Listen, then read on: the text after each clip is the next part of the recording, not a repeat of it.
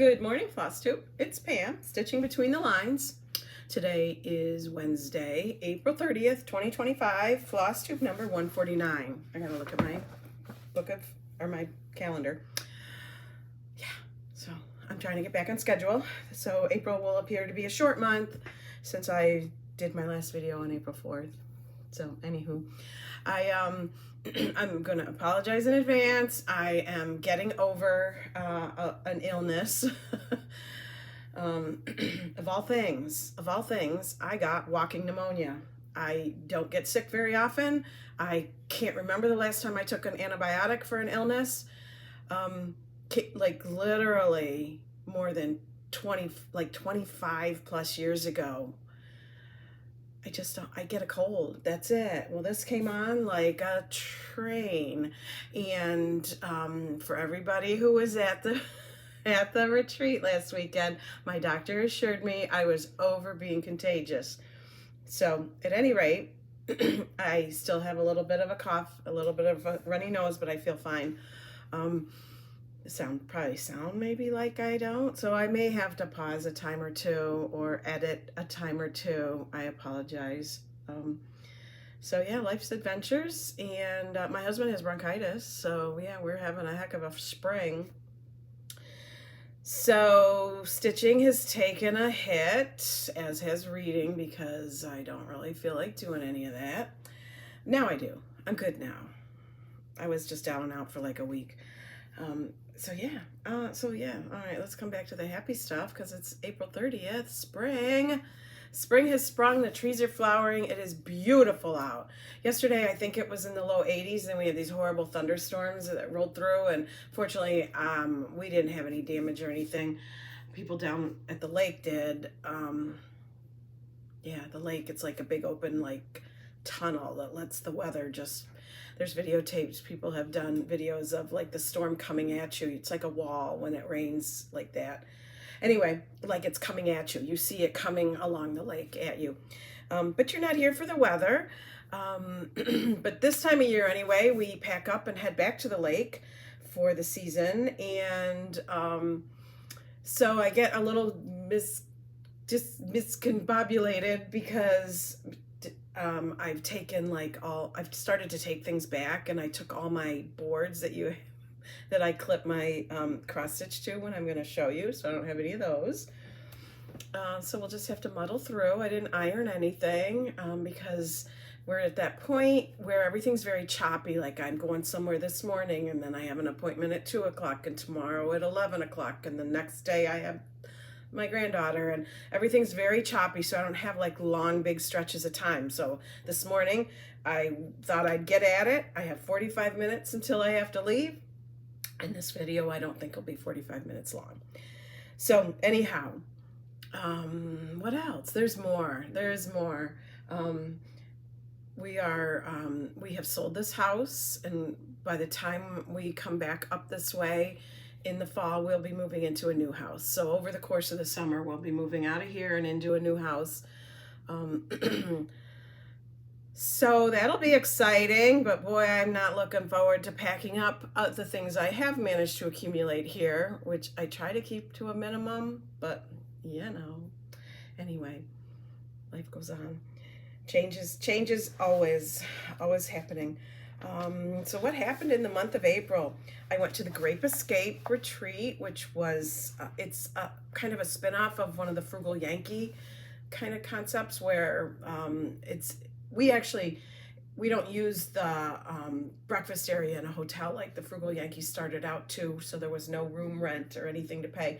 We're in a conference room, but it's a nice small group, and I very much enjoy it. I come back home because it's just a few miles away. Sleep at home at night, and so did that. And then Hobby House had a retreat last weekend that I'm looking at my notes, that Plum Street and Heartstring did a collaboration. So that was it started on a Friday at like after lunch and went till Sunday lunchtime. Again, come back home. My sister came up for that, so that was fun. She has a friend that she does retreats with, so the three of us had a really good time. and got to do some shopping and some stitching and visiting and laughing and those kinds of things. So yeah, so 2 retreats. I'm good on retreats. I'm not a big retreat person anymore. So those that I can just run back home are nice. I don't lose days at a time of travel and that kind of thing. So what did I do in April when I did get to stitch? Well, let's start right in. I'm going to reach over. My collection is over here. First of all, I need to, oops, something fell on the floor. Oh, just a clip. Never mind. I couldn't find this piece, which was a Whipco piece from March. When I did my last video, I did it down at the lake, and it was up here at this house. So I had done Simple Joys, and it was Whipco number 9, and I did finish that within the month. There it is on a piece of linen. I don't know what. Probably it says somewhere in here.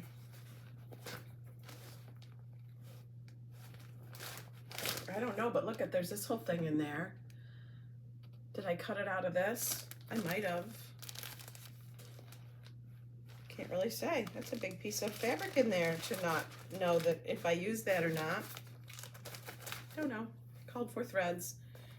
It's a piece that I've liked for years, and finally got to stitch it. So far, Whipco. This would be one in March. This would be the 6th of 6 Whipcos that I finished. So so far I'm not adding to my whips like Whip Grow was supposed to be for me, but I will. This month coming up, I will. So April, excuse me, April, my focus piece was Star Village by Thistles. And this is, I think, only the 2nd time I've really dedicated any time to it. It's on a piece of Picture This Plus opalescent Belfast Opal 32 count limited edition from Color and Cotton. So I was in the Color and Cotton Fabric of the Month for a while. So I got this much done. The first time I worked on it, I worked on the thistle. When I started this, I had the thistle and this house done, and that was pretty much it. So I thought maybe I could get 4 buildings done, and then after I got going, I realized it would maybe be 3 buildings. So I did accomplish that. I was stitching, 32 count is my problem fabric, where I don't know 1 strand, 2 strands. So I was doing it with 2, and I like the bold look of it. Like, I don't want this blue opalescent to like bleed through anything. So because it's bulky, it's kind of a slow go for me. I just can't do my sewing method stitching quite as quick. So that kind of slowed me down. Look, there's a needle actually hanging out here, ready to go to finish a stitch, because I had to put this down at some point, and now it's going to be declared done. I do not believe I will work on this today, which is its last allotted day, just because I am kind of working on something else, which we will talk about.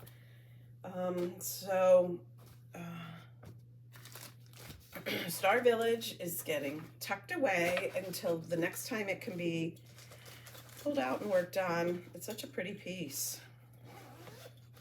And then the 2 Whipco pieces for the month of April. One was Robins Are Here, which is a With Thy Needle and Thread.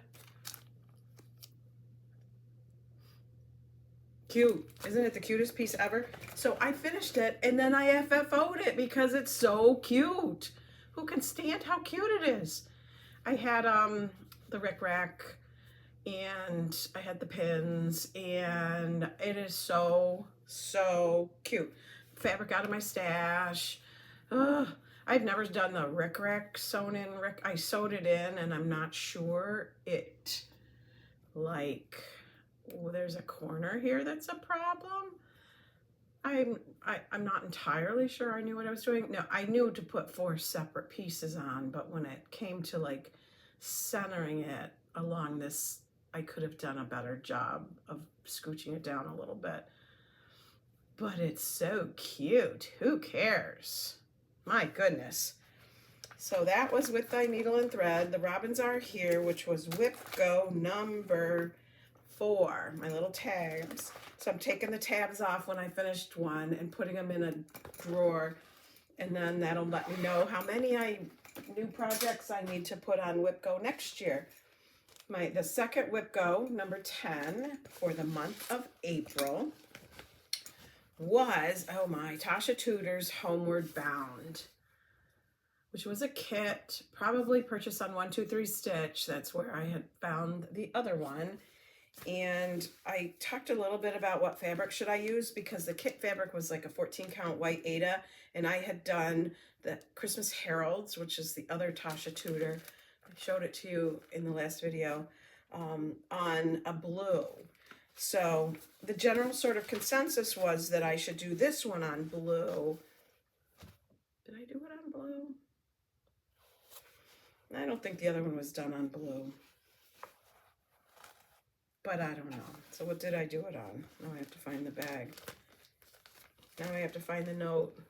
Oh no, I'm falling apart. What did I do it on? Oh, that's why this is in here. I had a piece of 28 count crystal helix. So for opalescent, and it came out perfect. Is that cute or what? Oh my gosh. I want to take it to get it framed. I want to take the other piece along with me, so maybe it can be done in the same frame. Can't remember how long ago I had that one done, and since the COVID times, frame manufacturers have changed. You know, they're not, my framer isn't getting frames from the same place she used to, or they've gone out of business, or whatever's happening, so the frame selection has changed. So not entirely sure that'll work out. And then my regular work on pieces are Temperature Birds, which I am tattering this piece like crazy. Temperature Birds, which is a daily temperature chart thing from Christy DiClemente of Christy's Corner Needleworks. So I'm going to hold it right up there because I don't always feature. I found it online. I bought it on Etsy, I think. And this piece, the date here was 2023 that they stitched in. Its copyright is September 2022. I just had to modify it to 2025, and I am doing the high and low every day. So my birds are all 2 colors. So this is so cute and so fun, and I'm keeping up with it for the most part.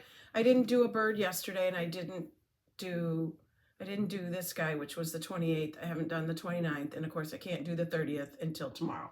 So I have, you know, the colors to put in there. But we've had some wild and crazy temperature variations. We had like, this morning was 38, yesterday was 80 something. We've had, like, there was a day that was 69 was the high and 33 was the low. So, I mean, no wonder I got sick, right? Temperature changes. Here's a 72 high and a 32 low. So 40 degrees differences in one day. That's spring for us. My birds are very colorful. And I try to, when I'm working on things, to get a little bit ahead. We are going to be traveling a fair amount of the month of June. So for the month of June, I'm trying to have all the birds filled out so that it'll be easy just to pop in their color. So this line is June. This line is May. And I will keep working away. When I do a few birds, you know, their bodies in May, I'll come down and do some of June. Trying to keep myself on task. It's not hard to go back and do a bunch of days, but doing 2 colors for every day gets a little bit, you know, there's a little bit of organizational skills you need to bring to the table.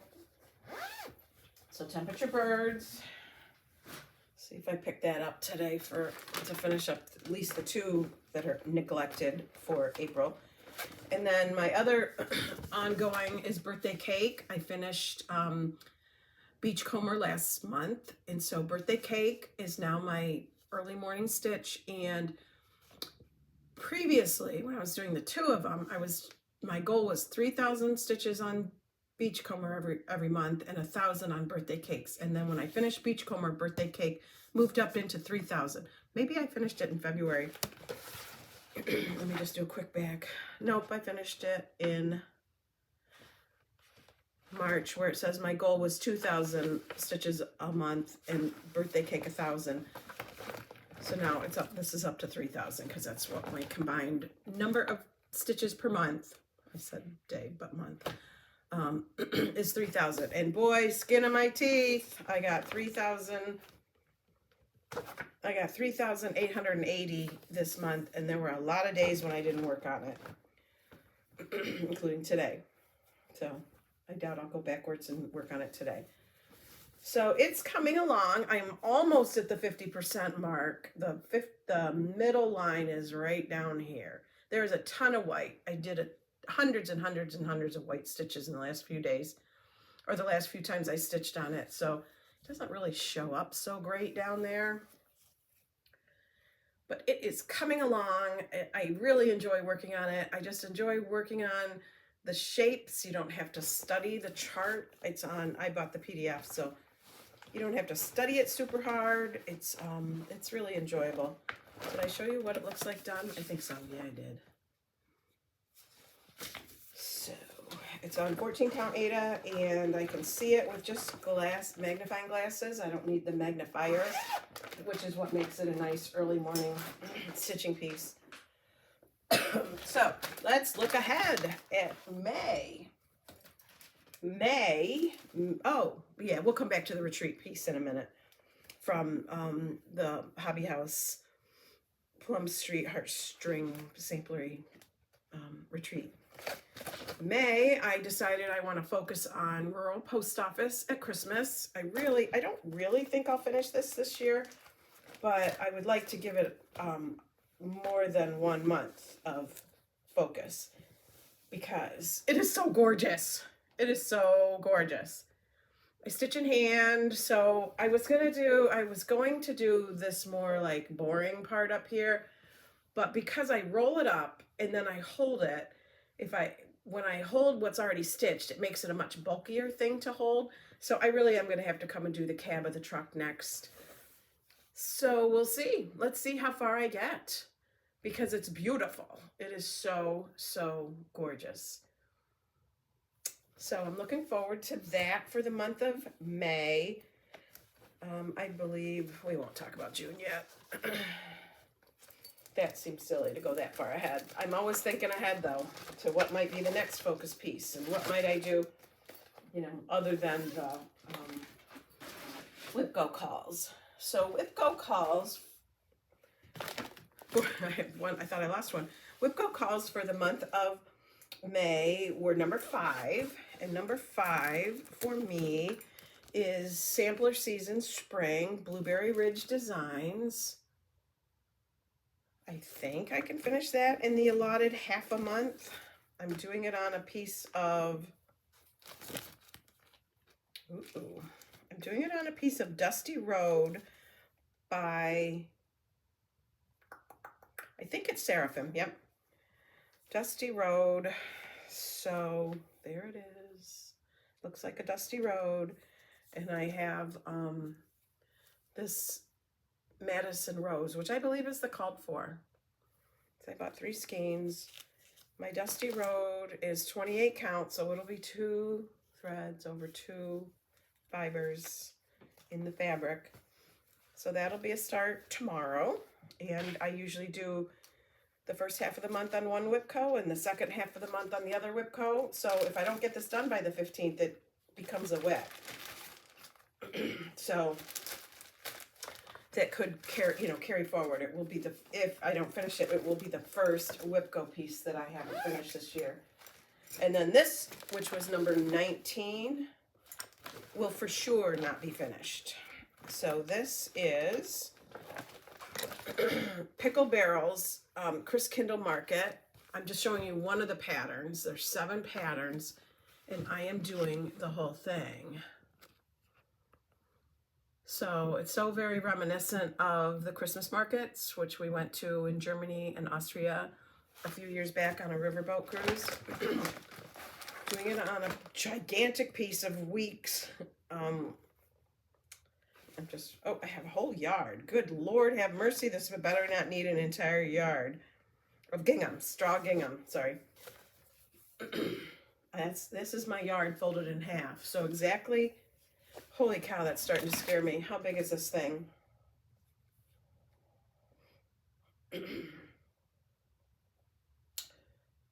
I don't know.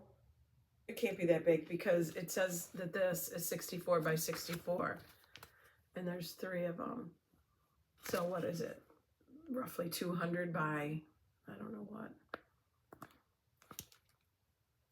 So I got a lot of gingham. Isn't that weird? Wonder why I have so much. I do not know. 28 count. Don't know. Maybe that was all that was available. I really don't know. I will be paring that down for sure. But that, I don't think there's any way that can be done in a half a month. But who knows? Who knows? Things happen.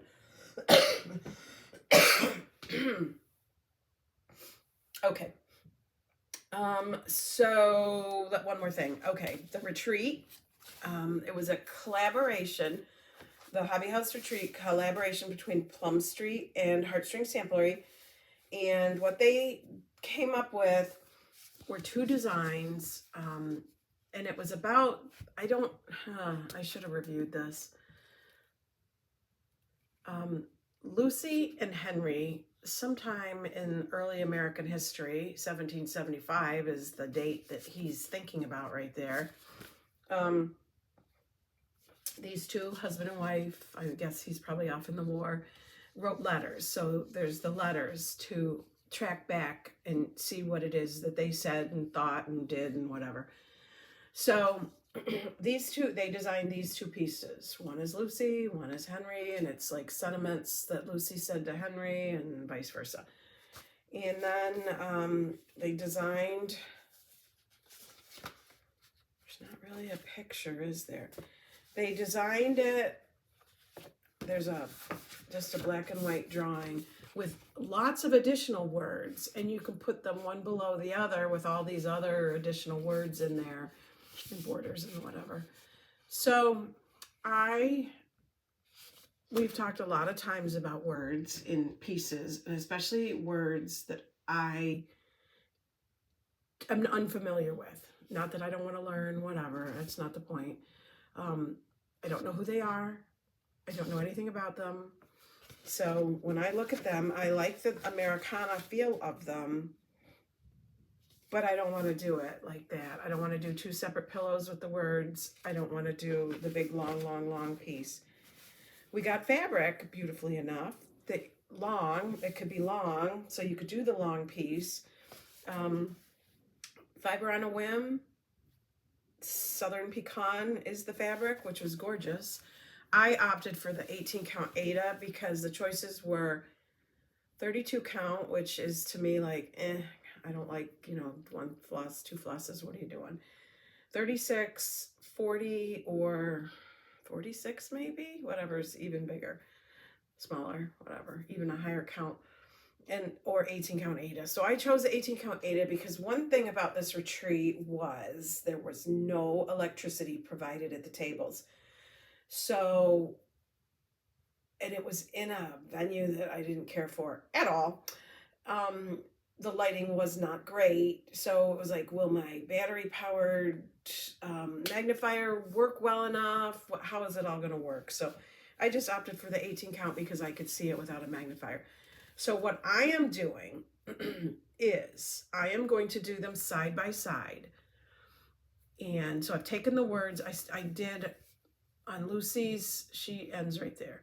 So I started her border, I took the words out, put the flag in, put in all the trunk and the books and started her. Now, problem being that they are not in scale to each other. So I am paring her down so that they kind of match in size, because then next to her will be him and the horse.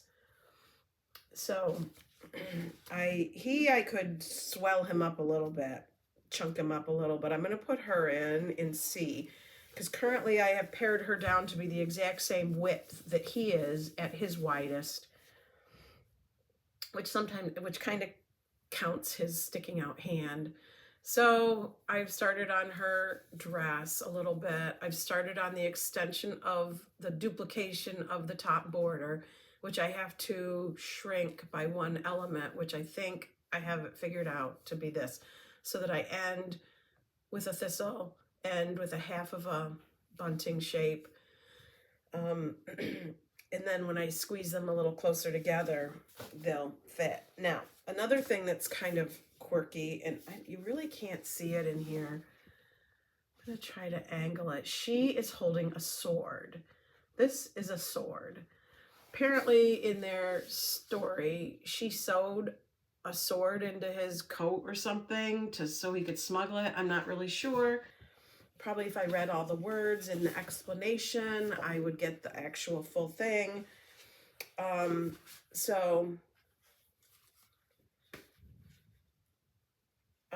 Anyway, I'm not doing the sword. So, working away at it. It's kind of cute. I mean, it's patriotic and I like that. So, that's what's happening there as a result of the retreat. So I have threads out all over here, excuse me. Just tuck them back in the project bag. So that's it for cross stitch for the month of April, okay, hard to edit. Lest this be more confusing, I've edited out part of the ending of the video that you've just watched. And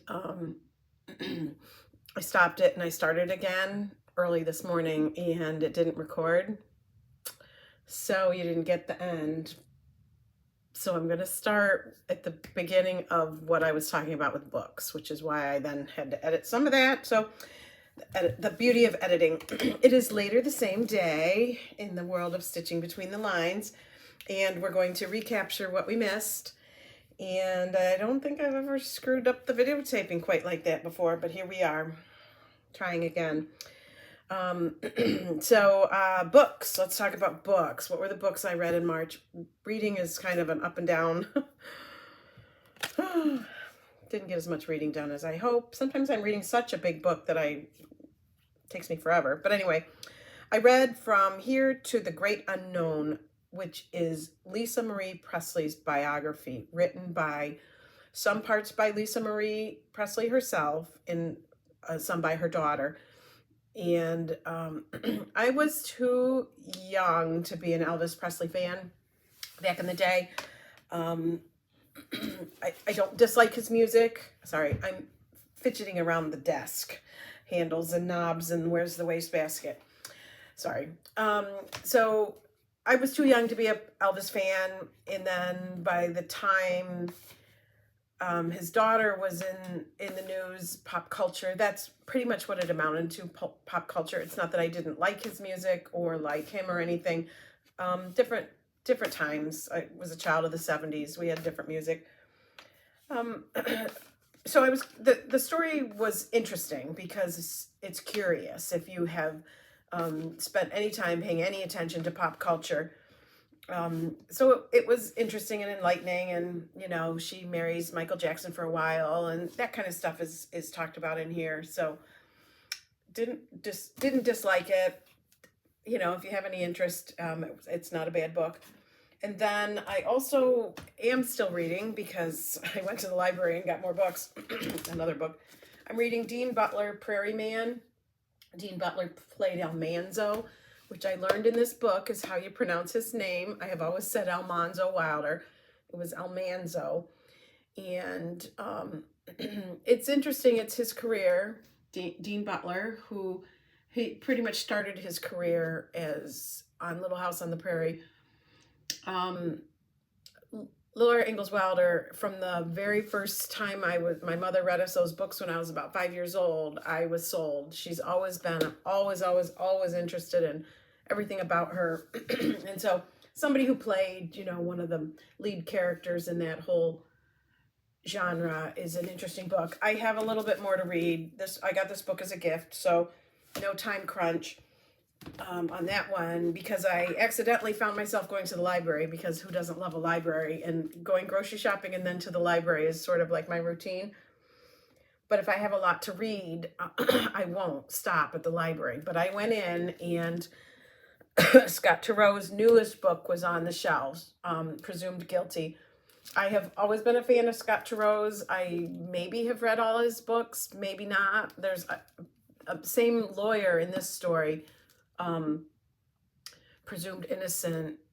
I had not read that, so that was my April download from Audible. I have not started it yet. I wanted to finish this one first, although I'm doing it in reverse order, like this one came after the other one. Excuse me. I love a legal thriller. This book, though, it substantiates my theory that when an author comes out with a bestseller every few years, after a while, the editors quit taking a look at their books, because the first 150 pages easily needed substantial editing. It was a snooze fest in that first 150 pages. And now that we're into the trial, I can read every word, every detail of every minute of the trial and the goings on and the arguments and that kind of stuff. So that's what's happening now. I'm down to maybe the last 50 pages or so. I'll hopefully finish it tomorrow. We'll see.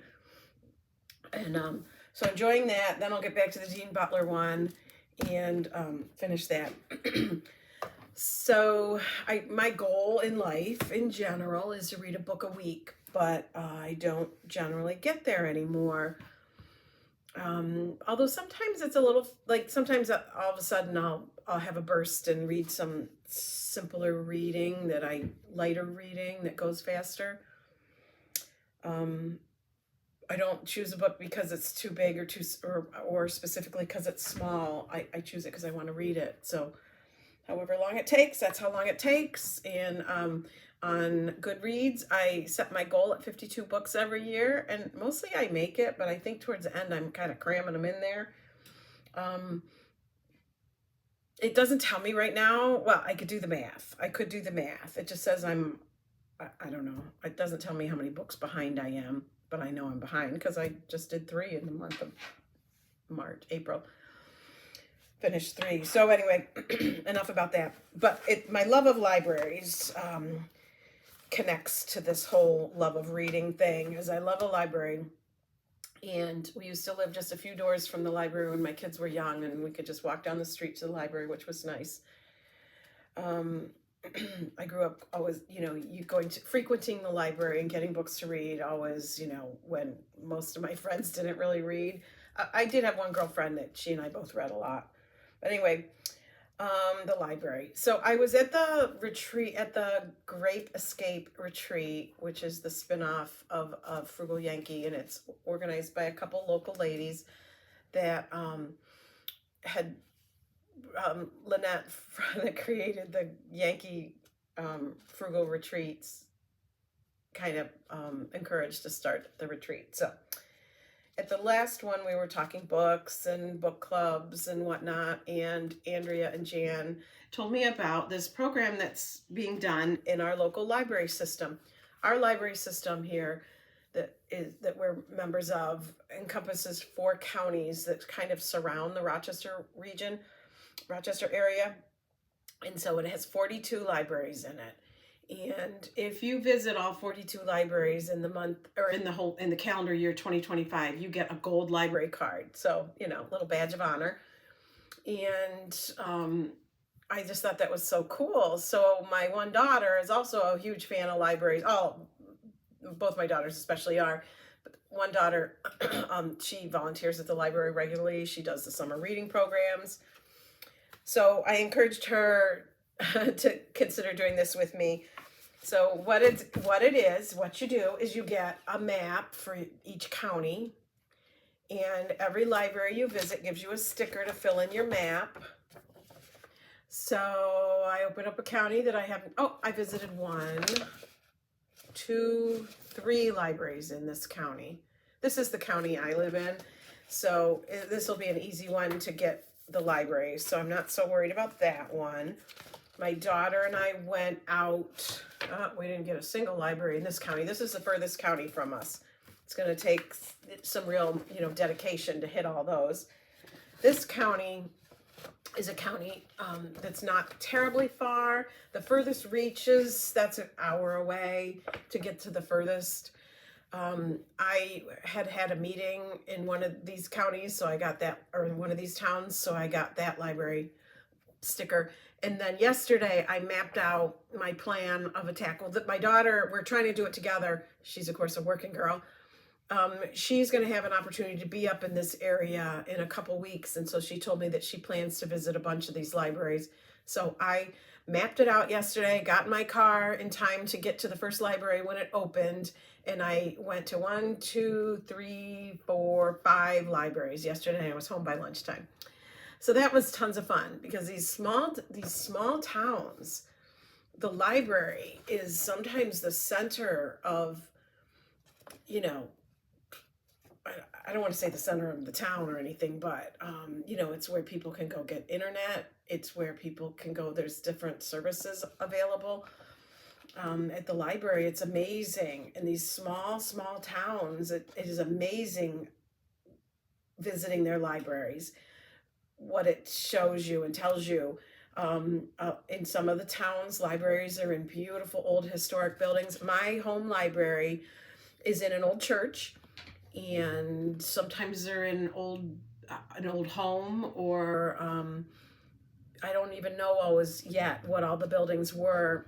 One town we went to, the library was a beautiful library, and it was a house that was the library that in that house, and it's just fabulous. And then there's been modernization and so on around it, but when you look into the actual body of the library, 2-story, like with a mezzanine upstairs where the children's area is, and they can look down through windows and see the library. It's just fascinating and so beautiful. And so it's really cool. Sometimes a lot of these small towns that there's just not money for a big fancy library. It's part of the town like complex, like where the town hall is and where the court is, and shared parking lots, shared buildings, sometimes shared lobby, that kind of thing. This is so interesting. When you visit each library, I think that the librarians and people have been prompted to, tell you something nice about their library or interesting, and certainly encourage you to walk around and look. So that's been really, really, really cool. So this was yesterday. It's like such an addiction now all of a sudden to get your stickers and go visit your libraries. I wanted to go out again today, but I need to arrange with my daughter when we can hit up as many of these as possible. Saturdays are hard right now when she's working because libraries are open maybe 9 to 1. And some of these that are the furthest away, like this one opens at 9, this one doesn't open till 11. So you're kind of like, well, you just have to carefully map it out and think about it. I went and got a library sticker at my local library here, which is my daughter's home library.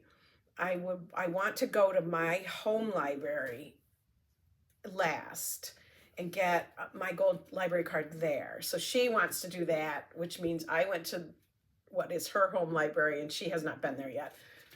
So anyway, this was the first day we went out together, and we drove around and hit some libraries. This one, which we drove right past, wasn't open.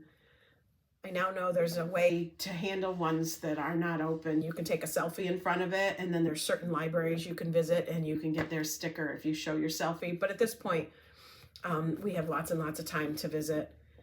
So I have 13 of the 42 and one more, and I'll be officially a third done. So that is just it's a cool thing. I think it's going to be a lot of fun. My goal is to be done by the end of the summer. My daughter, who teaches, we'll have some days when we can go off together for the day and see how many libraries we can hit. We're trying to do it together, but with the understanding that anything that's close by, like she's close especially to a whole lot of libraries, that maybe she'll be passing through the town and she can just stop and grab it, because I can circle back around and get to those libraries as well. It's the sort of furthest ones that we'll try to make into a field trip together. So that's what I'm doing. Thanks to Andrea and Jan. It's so cool. I got to put my clipboard back in my car in case I find myself in one of these towns unexpectedly, because it does happen. So that's what I'm up to, and I need to assemble these two videos and maybe edit out a thing or two and get it uploaded. So I hope everybody's enjoying spring if you live where you have spring. The trees are finally blooming. It's beautiful, but I got a frost warning for tomorrow morning. So no hanging baskets yet, not until after Mother's Day. That's my rule, because even if you don't put a basket out until Mother's Day, maybe you're going to have to bring it in. So, but it looks pretty, the flowering trees and all the things that can withstand those kind of early or late frosts kind of thing. So enjoy, and we'll see you again in a month.